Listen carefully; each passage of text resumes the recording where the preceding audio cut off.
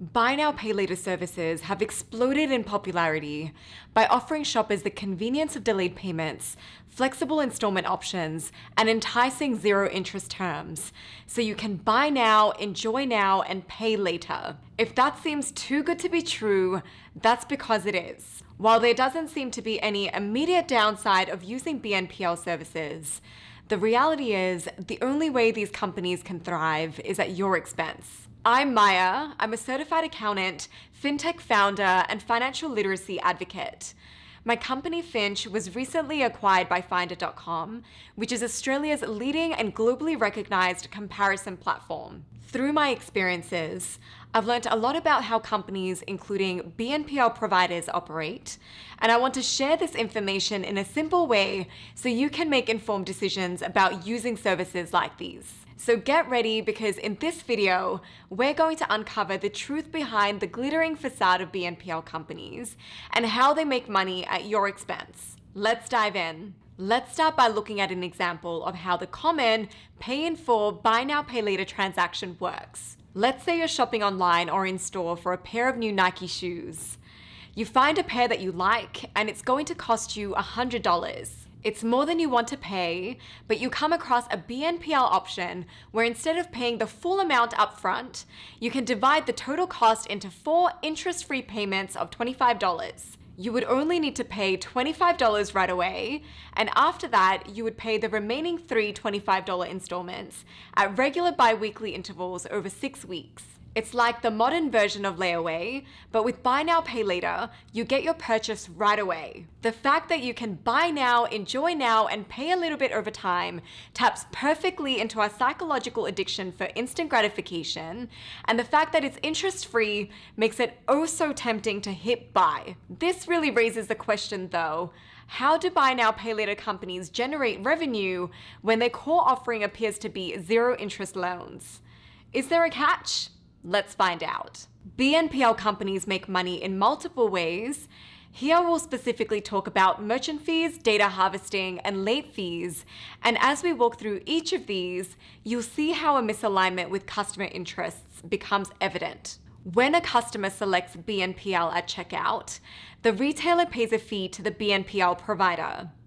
This fee typically represents a percentage of the total transaction amount. These fees are known as merchant fees, and in simple terms, are fees that retailers have to pay when they accept electronic payments like debit, credit, or BNPL. Merchant fees are charged by payment processing companies or banks that facilitate these transactions. These fees range around 0.5 to 1% for debit card transactions, 2 to 3% for credit card transactions, and up to 7% for BNPL transactions. So let's say you decide to purchase the $100 shoes from Nike and you select the BNPL payment option. The BNPL provider steps in, does a quick credit check on you, and if the transaction is approved, here's what happens. The BNPL provider pays Nike the $100 right away. In exchange for processing the transaction, Nike pays the BNPL provider a merchant fee of, let's say, 5%. From Nike's perspective, they've earned $95 on your purchase, $100 they received from the BNPL provider, less the 5% they paid in merchant fees to the BNPL provider. From the BNPL provider's perspective, they've paid $100 to Nike and received $5 in merchant fees. So they're out of pocket by $95. But you now have a new pair of Nike shoes and owe the BNPL provider $100 payable in 4 $25 installments every 2 weeks over 6 weeks. The way the BNPL company views this is they've extended you a $95 loan and expect to receive that back in full over 6 weeks, along with $5 in interest. When we convert this to an effective annual interest rate, we get an APY of 56.16%. So although BNPL is marketed as interest-free, BNPL providers are earning interest in this way, and it's a significant source of income for them. Now, I know you're probably thinking, well, Maya, why would I care what happens behind the scenes if it doesn't affect me? I'm paying $100 for something that was priced at $100, so who cares? Well, this is where things get really interesting. While there doesn't seem to be any immediate downside to you, here are 2 big reasons why you should care about merchant fees. First, you'll likely end up paying a higher price. We now know that retailers need to pay high merchant fees to offer BNPL to their customers, and this eats into their profits. In the Nike shoes example, Nike is only generating $95 in revenue on the purchase, as opposed to $100 if they had sold the shoes to the customer in cash. With BNPL being the most expensive payment option for retailers, as BNPL continues to gain popularity and starts hurting their profits, they'll either have to find ways to cut costs, or the more likely outcome, pass these merchant fees on to customers. And not just BNPL users, all customers will have to pay the price. We've seen this happen with credit cards before. At the end of the day, profits are what's most important to retailers.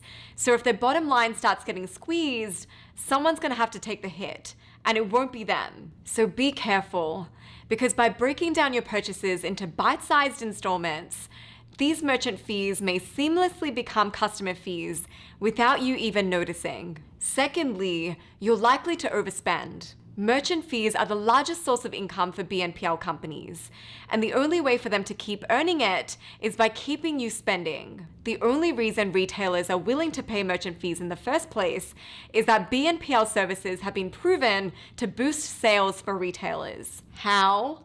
Simple. The installment format makes purchases appear more affordable, leading to overspending and impulsive buying habits. Plus, various marketing and design tactics are used to ensure you keep spending, which we'll talk about in a bit. Customers unknowingly end up spending more than they would have if they had stuck with conventional payment options such as cash, debit, or credit cards. Research shows that BNPL offerings increase customer conversion rates and ultimately boost average sales by up to 30 to 50%. A 2022 Lending Club survey found that 70% of consumers admit to overspending with BNPL.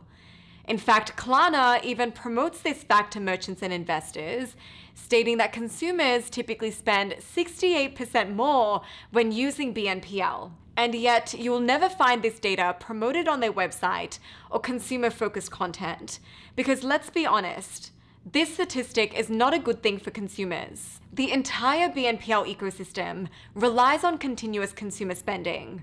Retailers need it for revenue, BNPL companies for merchant fees, and investors for returns on their investments. And unfortunately, this symbiosis often comes at the expense of the consumer. So the next time you opt for BNPL, be aware of the potential for unintended consequences. You might find yourself being lured into paying higher prices for things you don't need or can't afford, contributing to the merchant fees that BNPL companies thrive on. The next income stream for BNPL companies is data harvesting. BNPL companies have a lot of data on us, including demographic, psychographic, to even behavioral data. But the privacy policies of many of these companies use complex and ambiguous language, leaving customers in the dark about how their data is being used. Data harvesting, in simple terms, is the act of collecting and analyzing information for research, marketing, or other business-related activities. The Consumer Financial Protection Bureau has listed data harvesting as one of the largest consumer risks related to BNPL. In a September 2022 report, they state that BNPL lenders collect consumer data and deploy models, product features, and marketing campaigns based on that data to increase the likelihood of incremental sales and maximize the lifetime value it can extract from each current, past, or potential borrower. Some BNPL providers now offer a comprehensive shopping experience within their app or websites. They utilize your data to suggest items you're likely to purchase and employ design techniques to encourage you to spend more. By driving incremental sales for retailers, they make more money by charging higher merchant fees or affiliate fees if the purchase takes place in their app. Your data becomes a valuable commodity, shaping strategies to keep you engaged and spending. While innovation in this space could enhance the online shopping experience by making it more personal, the line between ethical marketing and exploitation is becoming increasingly blurred. Next, let's talk about late fees. BNPL services like to emphasize interest-free payments, But in reality, BNPL providers may charge multiple and excessive late fees if you miss a payment, which can add up to a significant cost for something that was marketed as a free product. Afterpay's late fees are capped at 25% of the purchase value.